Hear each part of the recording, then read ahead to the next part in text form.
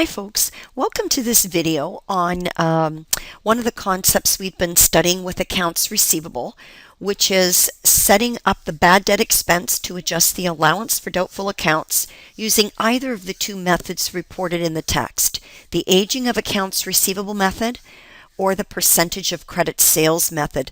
So I thought maybe the first thing I might do is just give you some quick notes on the difference between the two, because that's going to make a difference in how you calculate your bad debt expense.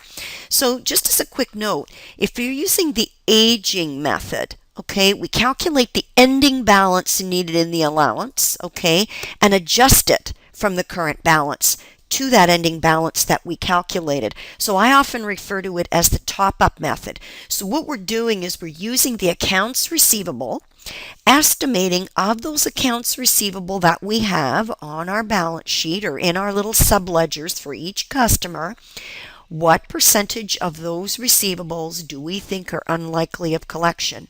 Whatever that percentage is, that's what we're going to use as the ending balance in our allowance. So whatever it was to start the period, by doing a calculation to multiply the percentage times the amount in that accounts receivable account, we will know what the ending balance should be. So we have to top it up or take it from the opening to that ending balance through a top-up adjustment to get the allowance to that ending balance. So that's why I often call it the top-up method. If you're using the percentage of credit sales method, credit sales are based on the credit sales revenue you book for the period. Notice the aging method is based on the accounts receivable. This is based on the credit sales that you book. So this is balance sheet driven. This is income statement or statement of earnings or income statement driven. So we're going to look at the credit sales that you made during the period. Some companies might decide, well, I'm just going to estimate what percentage of the sales I made on credit to customers this period I think won't be collected, and that's the amount by which I'm going to adjust my allowance account. So here, by applying percentages to receivables, you're calculating the ending balance.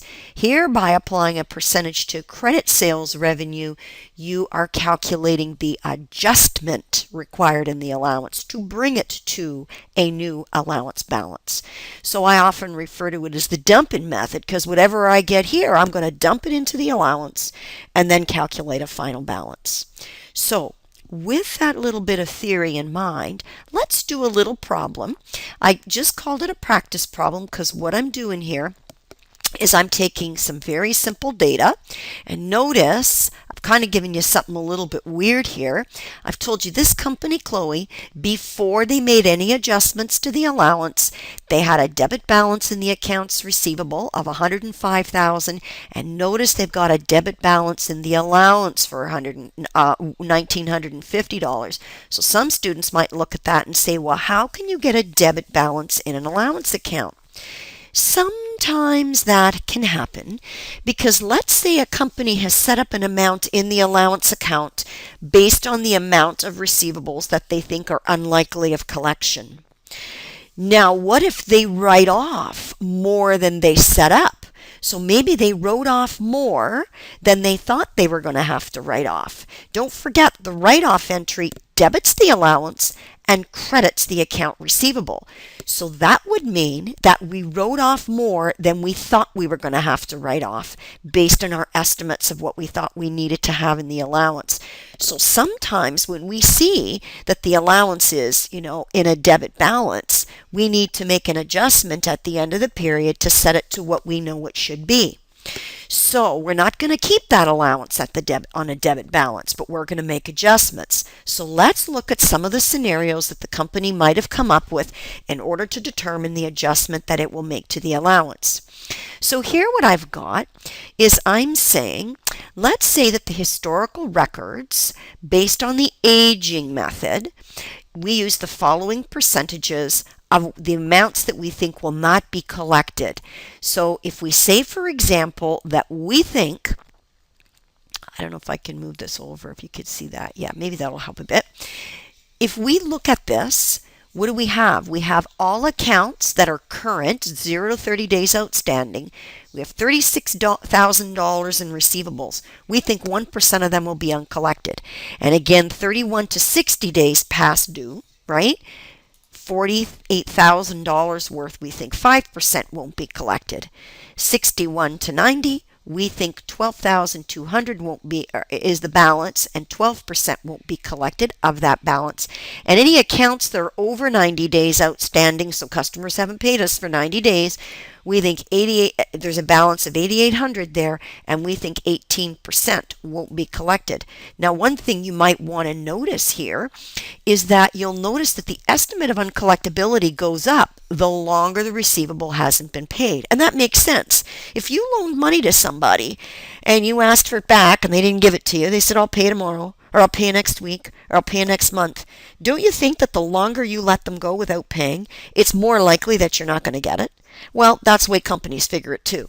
So that's why your percentages of uncollectability tend to go up with the number of days the receivables been outstanding. So if we're using the aging method, all we're going to do is multiply that percentage of uncollectability times the balance in this aging classification. And that's going to give us 5808. That's the balance that we need. So now, I don't know if I can do this here. Notice that because I'm using the aging method, what am I doing? I'm saying this is my ending balance. So I started with a balance debit 1950. I have to top it up such that I get 5808. So if I do some math, I'm going to have 7758 as my credit. So the adjustment would be to record bad debt expense for the amount of this adjustment, 7758, and credit the allowance. So now if I was doing a partial statement of financial position, I'd have my accounts receivable in the current assets section at 105, less the allowance, which I just calculated. It has to be 5808. That was my calculation here, right? And then I'm going to have 99,192 as my receivables at their net realizable value, or the amount that I think I can reasonably collect after I include my estimate for uncollectability, which is why I did this entry, because this entry brings it to 5808, and that's the number I'm using here. So if you want it to just be clear, because sometimes I find students, what they'll do is they will use the amount they adjusted and put it in here as the allowance. No, the allowance is a balance sheet account. I want the final balance in there. So that's a final balance. Now, let's say in the second example, let's say in the second example, the allowance for doubtful accounts balance is 1950, but instead of it being a debit, I'm just going to change the data a bit. I'm going to say, let's assume it's a credit.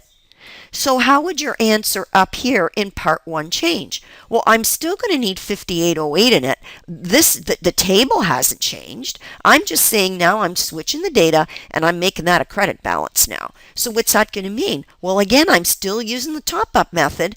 I'm at a credit of 1950. I need to get to an allowance balance of 5808. So now the amount of my adjustment is going to be different. It's going to be 3858 to debit my allowance, or to debit my bad debt expense and credit my allowance. And I'm still going to get, because I'm only taking the balance in the allowance account and deducting it from my gross amount of the receivable in order to get my receivables at the realistic amount that I think I can collect, or its net realizable value. Okay?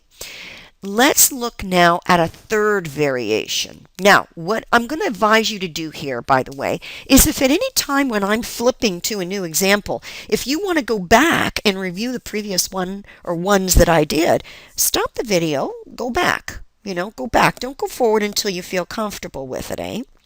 So now, let's look at this third example. It's different again. It's assuming the aging method still, but now I'm not telling you what the aging schedule was. I'm just telling you something different. Let's say the company decided that the allowance for doubtful accounts needed to have a balance of 4,200. So they've done their aging, so they've done all the calculation work for you. And they've told you, as the junior accountant or accounting assistant, whatever your role is, we need to make sure that the allowance winds up with a balance of 4,200. So now that is my ending balance. However they got it, But let's say they got it based on the aging method, right? And that needs to be the ending balance. If I'm using the original data, which is what the question said, I had a $1,950 debit balance. Now I have to credit my ADA, or allowance for doubtful accounts, for $6,150 in order to get that ending balance. So the adjustment is going to be to debit the bad debt expense and credit the allowance for $6,150. So now I'm going to have $105,000 on my current assets section of my statement of financial position or balance sheet. And from that, now I'm deducting this estimate, because the company's now said, you know what, we're going to come up with other estimates. So now they don't tell you necessarily how they came up with it, but you have to know the difference. You have to realize, hey, they're giving me an ending balance in the allowance, so I'm going to have to top it up to what I think I need to have. And that's going to leave me with receivables at net of $100,800. Now, the final method is going to make a different assumption. Now what I'm doing with you is I'm assuming now I'm going to use the percentage of credit sales. So let's say that Chloe estimates uncollectible accounts at 4% of credit sales for the year. Let's assume they made $684,000 in credit sales revenue. That's what they booked this year. So what does that mean to me? Well, all that means is that if I start with my original balance of $1,950 debit, right, all I'm going to do now is dump in the amount that I calculate in order to get an ending balance of $48.90. So now I'm going to make my adjustment for the amount of my entry for the amount of the adjustment. So this $68.40, going to debit bad debt expense and credit the allowance. And then this $48.90, because it's my final balance, I'm going to deduct it from my accounts receivable at gross in order now to get my accounts receivable at net $100,110.